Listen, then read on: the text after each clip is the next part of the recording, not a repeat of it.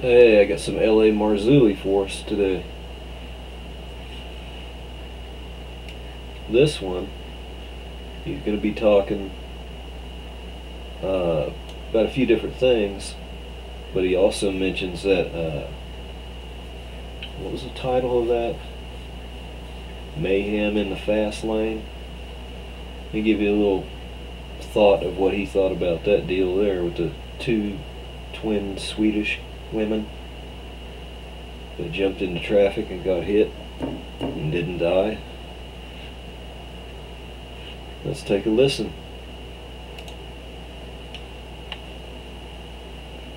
Prophecy of the news today. Special guest, L.A. Marzulli. We're going to talk about his book, The Cosmic Chess Match, and his DVD, Watchers 3: Fingerprints of the Supernatural. Stay with us.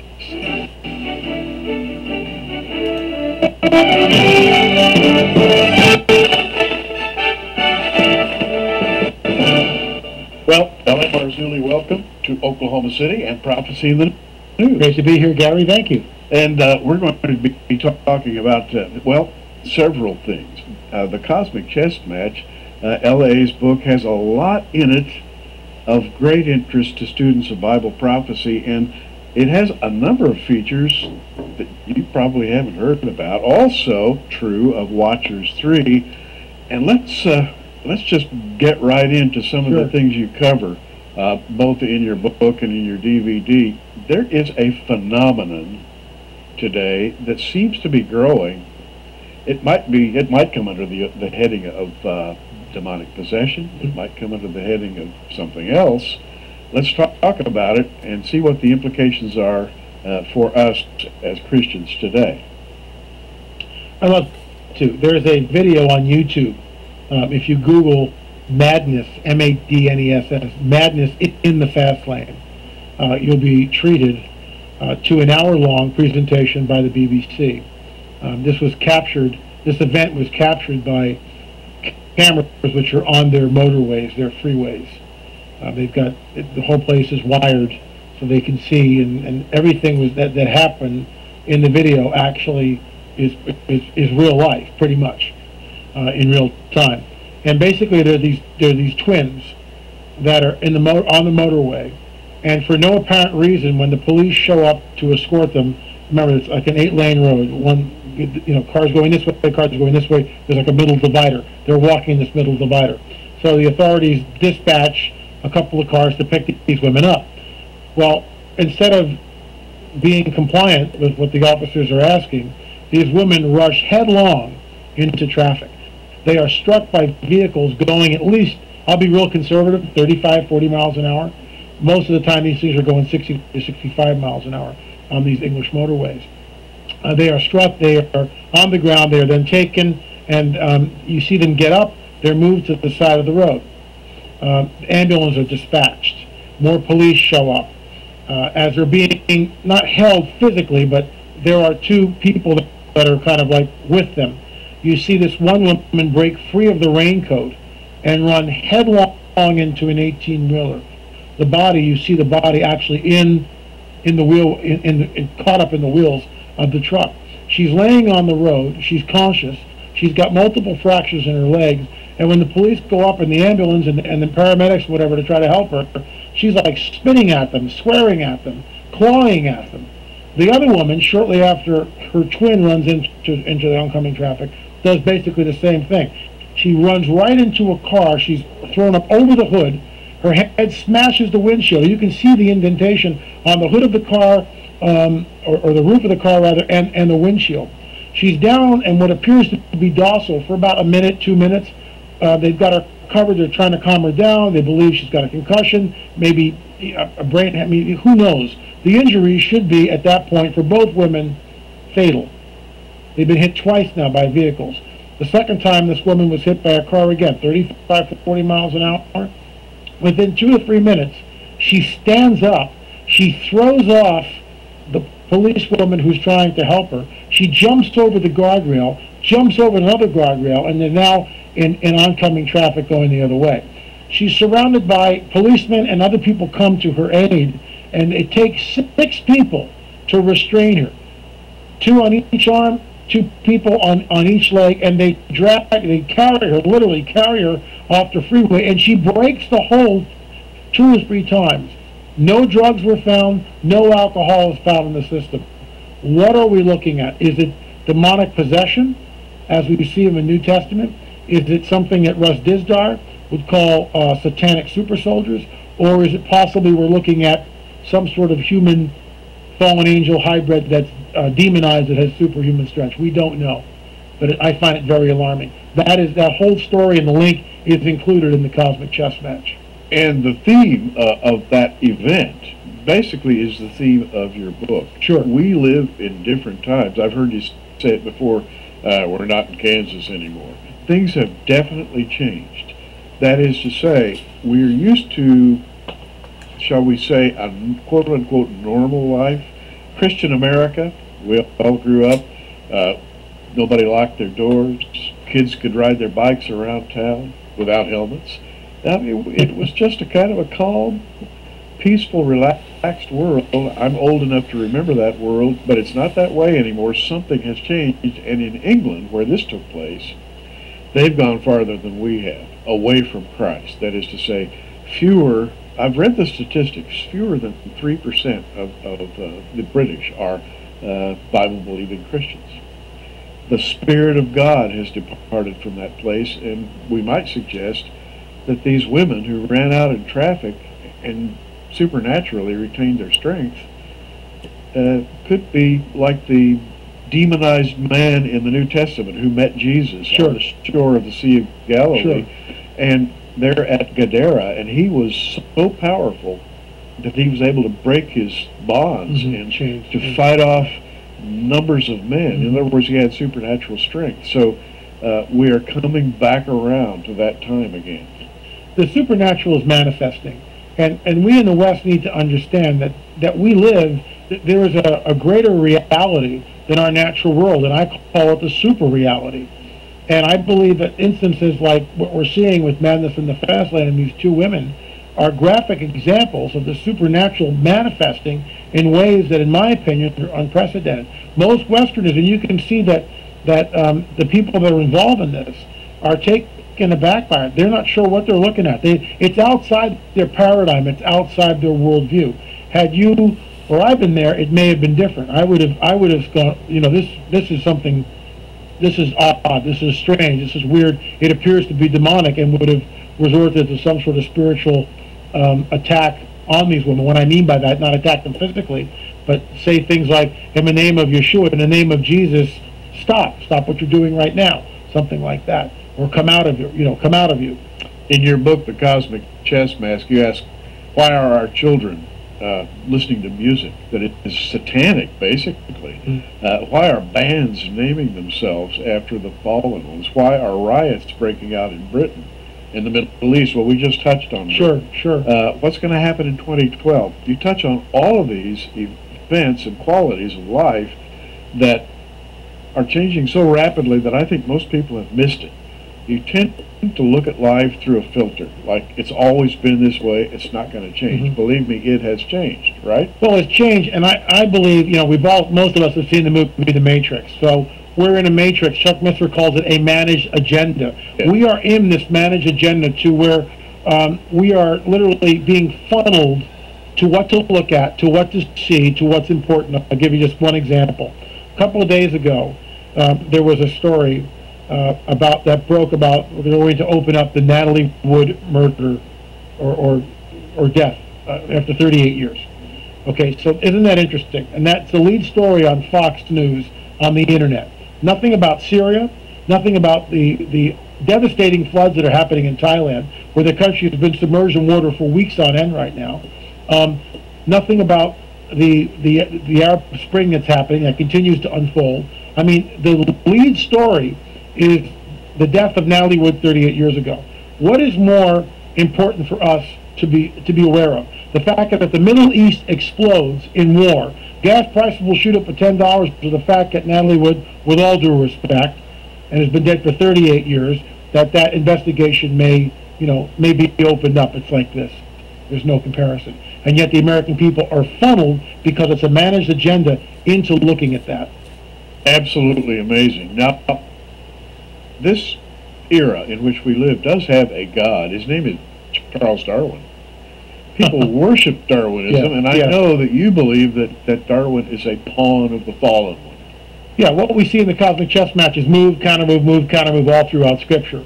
Moses parting the Red Sea, well, that's fine, but the counter move to that is the Egyptians come in with the chariots, all right? If you're going to plan an event, if there's going to be a great falling away, which I write about in Politics and Prophecy and the Supernatural, and all my work talks about this, a great falling away. If people are going to be deceived, so much so that even the elect would be deceived, right? These things are about to happen.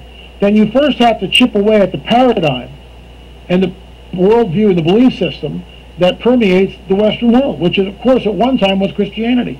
What does that is Darwinism, which is a theory, just a theory, which tells us basically in a simplified way that all this just evolved over billions of years. It's all random chance. There is no God, and here we are. But what that does is it creates a vacuum in a person. Well, if there is no God, then now that I'm not sure about my Christian, well, maybe all the Bible is just a bunch of mythos, it's just a bunch of fairy tales and stories. So where did we come from? When Ben Stein sits down with Richard Dawkins in the movie Expel, he poses that question, Richard, where does life come from? Dawkins tells him, well, maybe millions of years ago in another galaxy, a race of extraterrestrials. Hello, he's promulgating what I consider and I would call the alien deception. It's coming, the coming great deception, the alien gospel. E.T. created all life on this planet. They genetically manipulated us. They're back at this critical juncture in human history to usher us into a time of peace, prosperity, and knowledge. This is what he's promulgating. Because he's a Darwinist, he doesn't believe in a Most High God like we do, so that's where he goes. And even economists talk about Darwinian economy. They talk about evolution in the economy, evolution in society. That whole idea has permeated the mind of the man on the street today to the point that they're no longer capable of rational thought. That is to say, they have a belief system that regulates their thought. And I think you've done a great job pointing this out. Thank you. Let's shift gears for a moment here and talk about your new DVD, Watchers 3. We've spoken about this before with LA, but I want to get into the Middle East. In Watchers 3, you talk about the Middle East in a most intense way, because intense things are happening there right now. We show some extremely graphic footage. We do that not for shock value, but similarly, at the end of World War II, when we were shown pictures of the Holocaust, people need to understand the barbarity that is happening in places like Syria, the torture that's going on there. People estimate at least 3,500 people killed at Syria. I would put the number far greater than that. Yeah. But the bottom line is something is happening in the Middle East, and people need to understand that it's not business as usual, and that this thing is not going away, and that we see the tumult of the nations that surround Israel. It all hinges around Israel. Israel right now is surrounded pretty much on all sides by forces that want to destroy her. She is literally, the existential threat to Israel is extremely real. When you throw in Iran into the mix, it becomes even more alarming. They are going to get a nuke. They will use the nuke. Just recently, Bashar al-Assad did some saber rattling. If we're attacked in any way, rockets will rain down on Tel Aviv. Israel saber rattled back and said, you rain rockets down, we'll go after Damascus. Immediately the prophecy of Isaiah 17 comes screaming into view.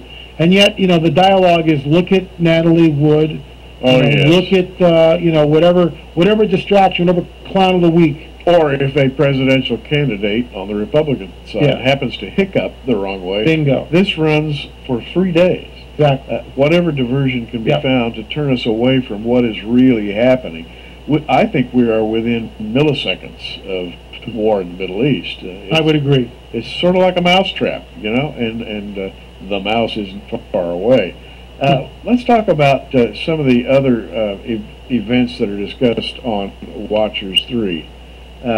You talk about the Jewish festivals, the 9th of Av. You talk about some other things on here that people are talking about.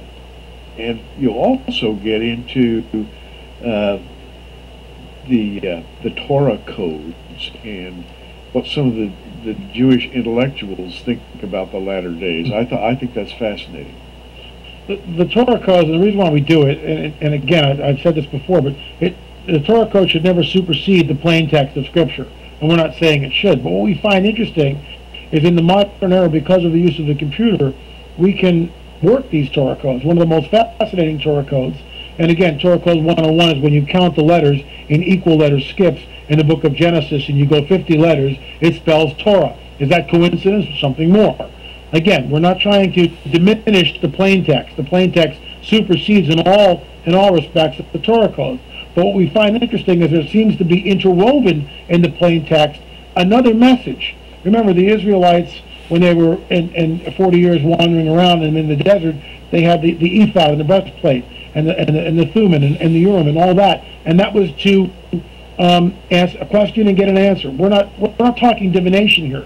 But what's interesting with the Torah codes, and one of the most startling ones, it says, Twin Towers, Bin Laden, cursed is he. This all came up in a very tight matrix of letters. Over the plain text, 3,000 died that day, which speaks of when Dathan and the golden calf and the ground opens up and the 3,000, that's what it speaks of. So the Torah codes, as my good friend and co-producer of Watchers tells us, that the plain text actually tallied up the bodies before we tallied up the bodies, and I find that just remarkable. And Dr. Eliyahu Rips and others at Hebrew University are kind of alarmed about the year 2012 in the Torah codes, which I find fascinating. Everybody else is talking about 2012, but for it to show up in the Torah codes is interesting.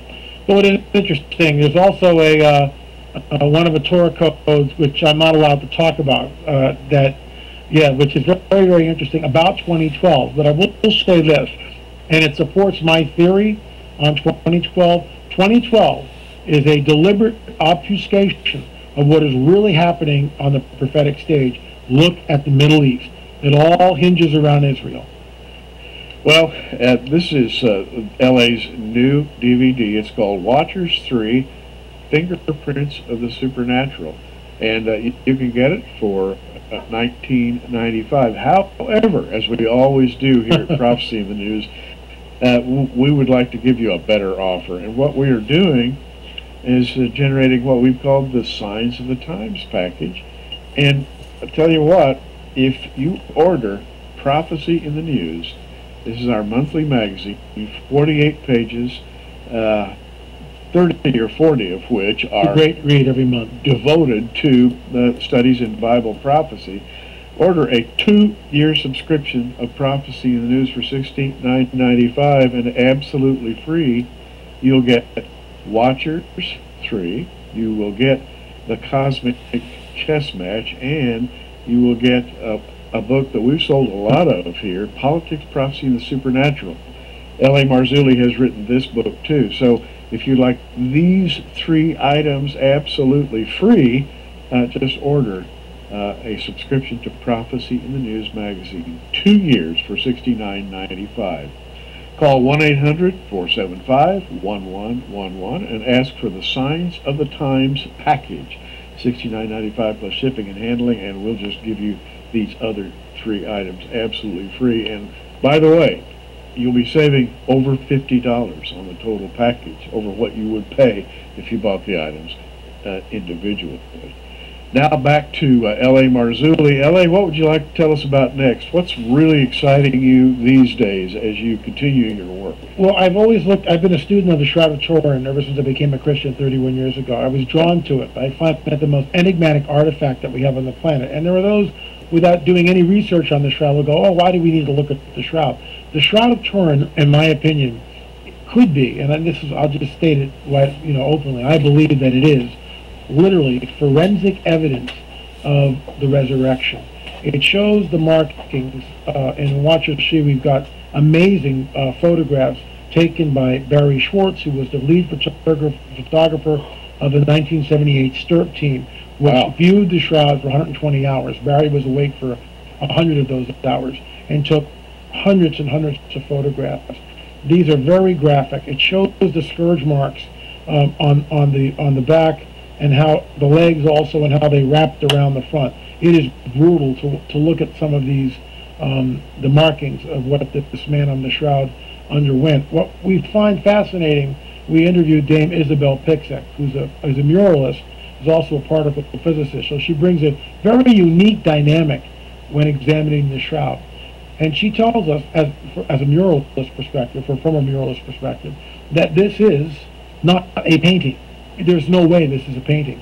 Gary Schwartz will say that no hand of man has created this image. And yet, and let me interrupt, I've seen numbers of debunkers who have painted what they call shrouds of Turin. Right. They have taken pieces Doesn't of look cloth, anything like. and they never come out right. And the interesting thing is, they don't have the 3D information encoded into the shroud. Tell everybody about that, unless they. Well, the 3D information encoded on the shroud. Again, this, and what people need to realize, this artifact lay, in Turin, sealed up for literally centuries. No one, they saw the image, but no one studied it. No one knew the properties.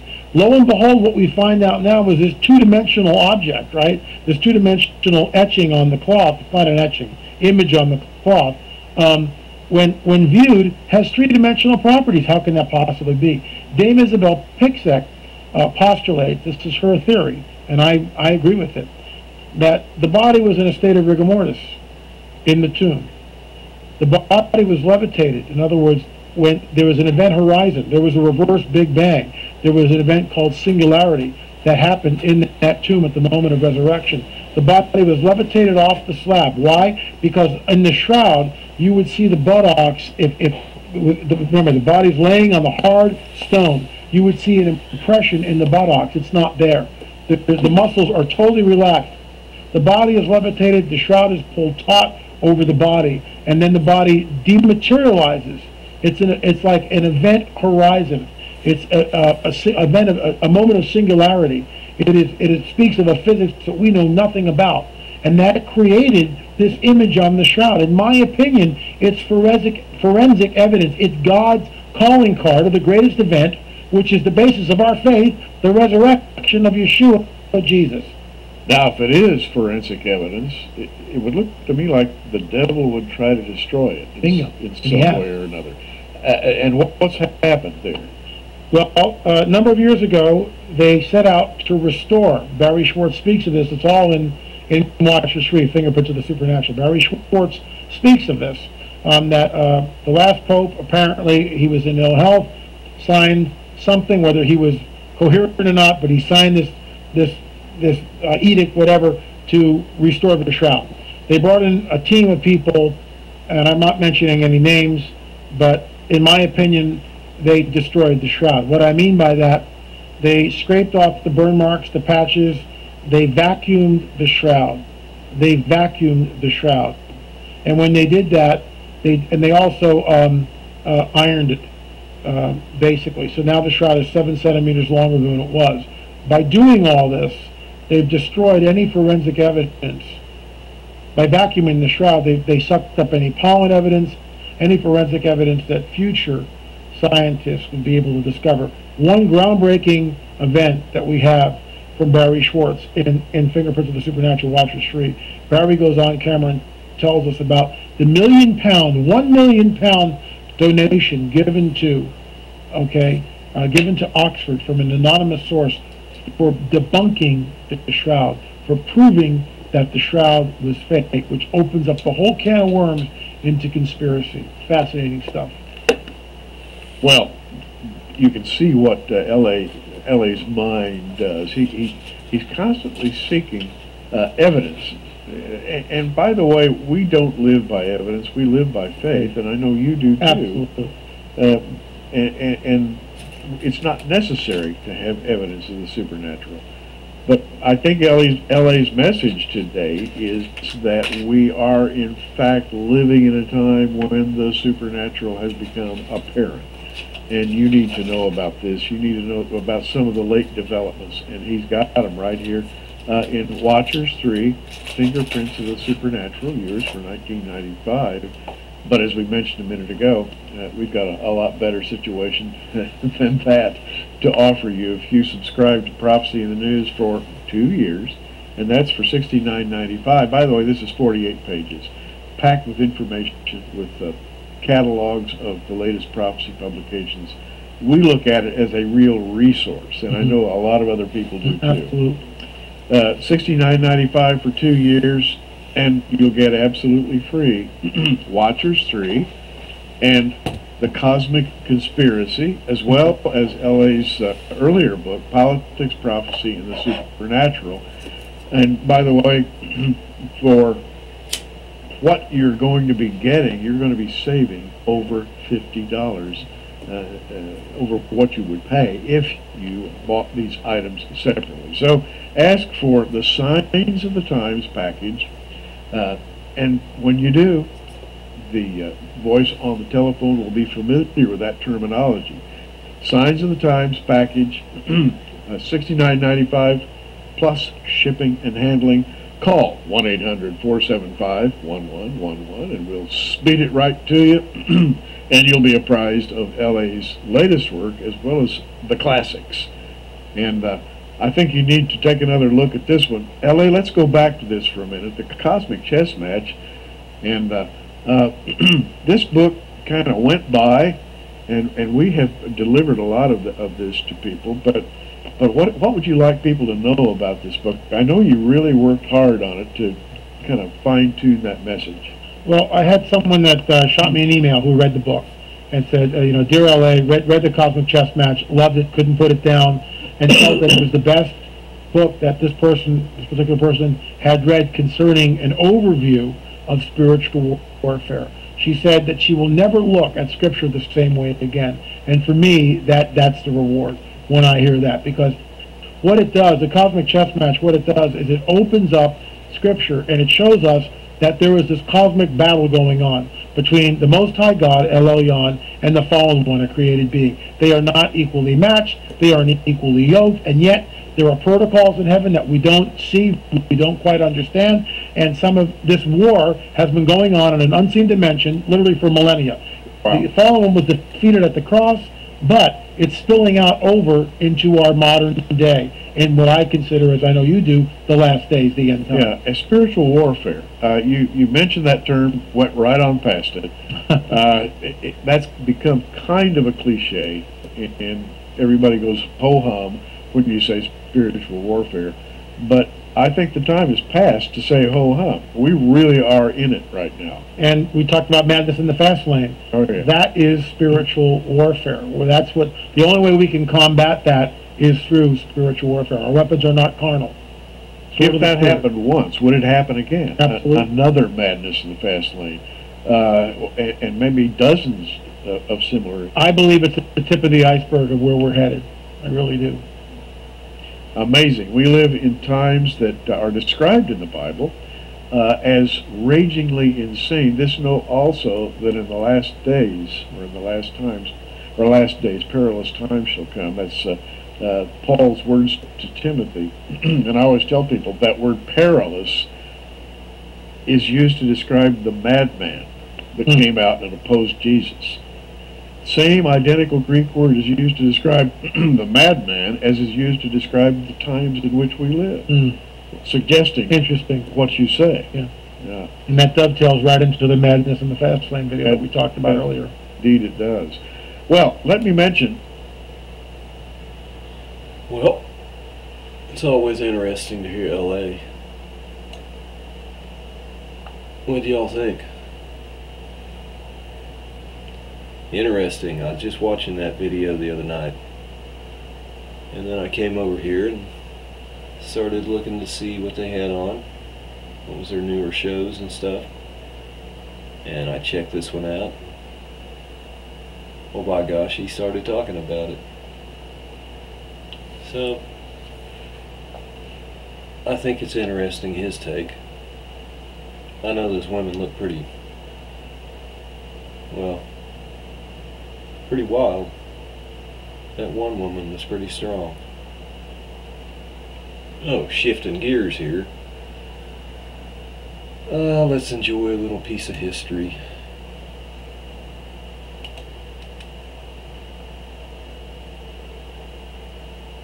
It was a nice one. And here we go. First snap of the overtime. The Broncos have been in 3 overtime games this year. They won them all. Got him. Got him at the 40. It's Thomas at the 50. Stiff arm got him clean at the 30. To the 20. Thomas to the 10. Gilbert scored on the U.S. run. They win it on the first play of overtime.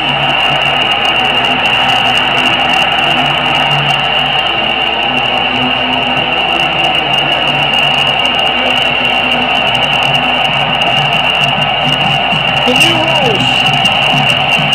You got to score 6 on the first possession to close it out. They do it on the very first play.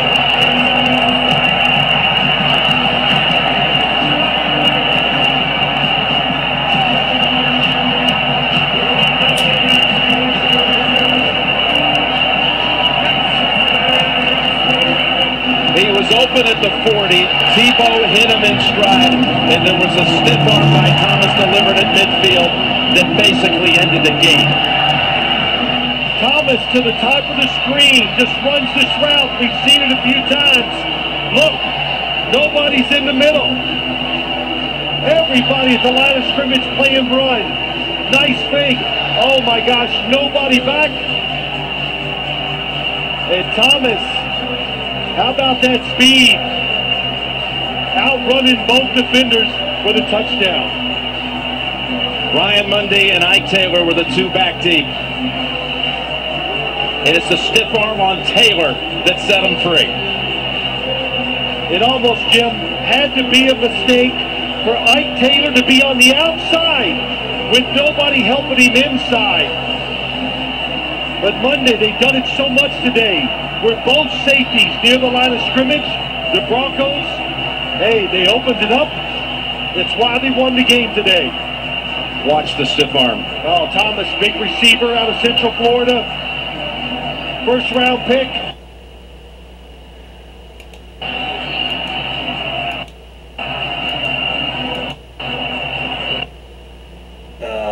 You gotta love that, don't you?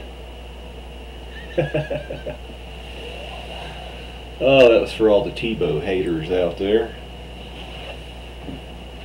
And eat your heart out, Bill Maher. So, I'll talk to you all real soon. I hope you thought this was interesting. LA's a good guy, I like him. God bless y'all.